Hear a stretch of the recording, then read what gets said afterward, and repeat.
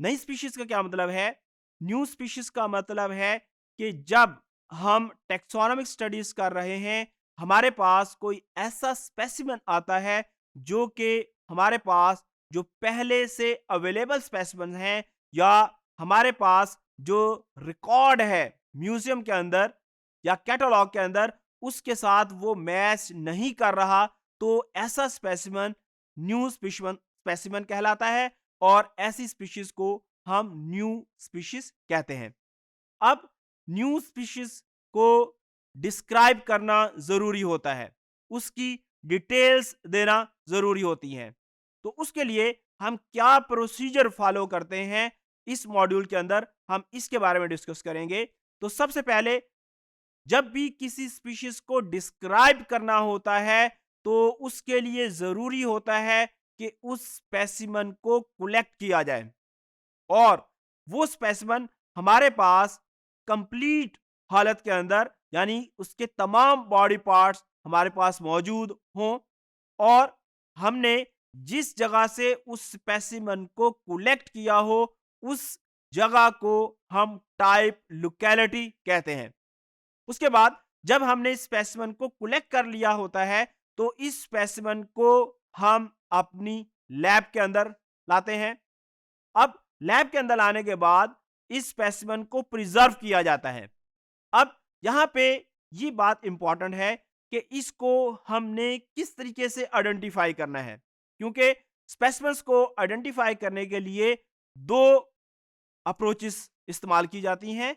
एक morphological characters की base के ऊपर हम स्पेसिमेंस को आइडेंटिफाई करते हैं, और दूसरा जो तरीका है वो मोलेकुलर मेथड है।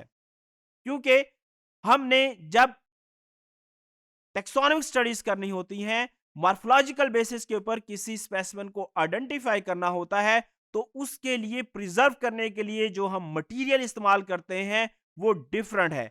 और जब हम डीएनए की बेस के ऊपर, मोलेकुलर बेस के ऊपर किसी स्पेसिमेन को आइडेंटिफाई करना चाहते हैं, तो उसके लिए जो मटेरियल यूज करेंगे वो डिफरेंट है। फॉर एग्जांपल, हम अल्कोहल के अंदर स्पेसिमेन को प्रिजर्व करना चाहते हैं, तो अगर हम मॉर्फोलॉजिकल बेस के ऊपर किसी एनिमल को आइडेंटिफाई करना चाहते हैं, तो उसको हम 70% अल्कोहल के अंदर प्रिजर्व कर सकते हैं। लेकिन अगर हमने उसका डीएनए निकालना है, हमने उसकी जीन की सीक्वेंसिंग की तरफ जाना है, तो जरूरी है कि इस स्पेसिमन को हम 95% अल्कोहल के अंदर प्रिजर्व करें, और इसको लो टेम्परेचर के ऊपर स्टोर कर दें।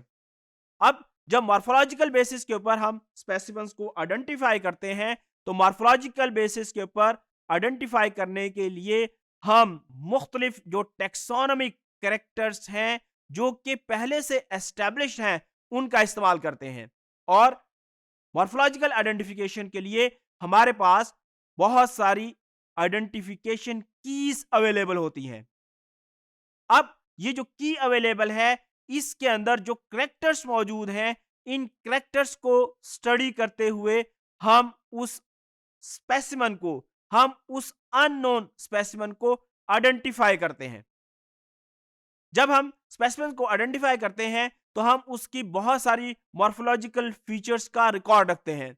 मसलन हम उसके बॉडी साइज, उसकी बॉडी की लेंथ, उसके बाद उसके बॉडी के जो डिफरेंट स्ट्रक्चर्स हैं, फॉर एग्जांपल उसका जो स्फेलोथोरैक्स है, उसकी विड्थ क्या है, उसकी लेंथ क्या है। अगर ये एक स्पेसिमन इंसेक्ट का स्पेसिमन है, उसके अंदर चेलिसरा है, उसके एंटीना है, उसका जेनिटेलिया का स्ट्रक्चर है, इसी तरीके से उसके मेल जेनिटेलिया का स्ट्रक्चर्स है।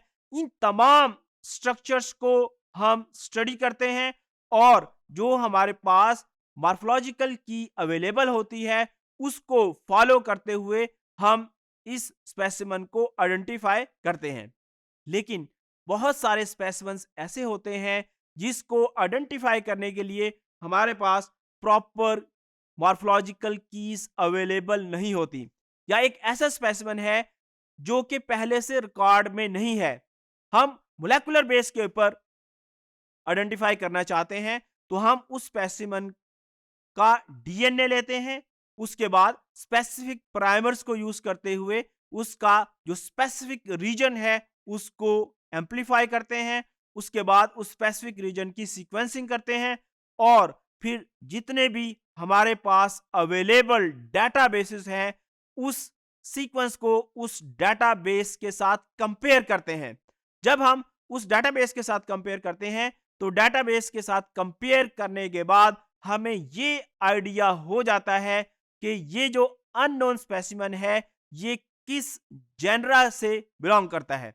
समटाइम हम इवन डीएनए के इस्तेमाल से भी इस काबिल नहीं होते कि हम उसको स्पीशीज लेवल तक आइडेंटिफाई करें, लेकिन जो डीएनए की स्टडी है ये हमें हेल्प करती है कि कम से कम हम उसके जेनरा तक पहुंच जाएं।